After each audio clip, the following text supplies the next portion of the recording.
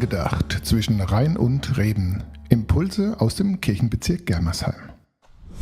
Klick auf, hast Hey, du gehört? did you Der hear? Jesus, ne? Jesus, der ja? war tot und Gott, der hat den wieder auferweckt. Hast du gehört?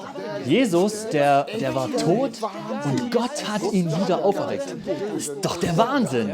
Gott, der ist stärker als der Tod und stärker auch als unser Tod, stärker als unsere Angst. So ungefähr war das zum ersten Pfingsten. Die Freunde von Jesus bekommen den Heiligen Geist und plötzlich erzählen die von Jesus, und zwar in den verschiedensten Sprachen, sodass jeder in der Stadt sie verstehen kann. Die reden davon, dass Jesus nicht tot geblieben ist. Gott, der hat ihn auferweckt, er überwindet den Tod und deshalb können wir auch Hoffnung über den Tod hinaus haben.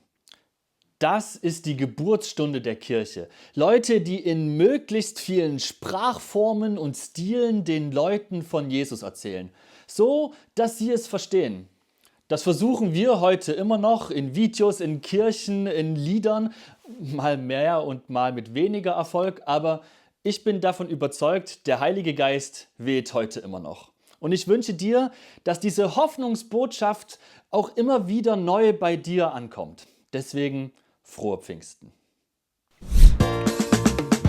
Angedacht zwischen Rhein und Reben. Impulse aus dem Kirchenbezirk Germersheim.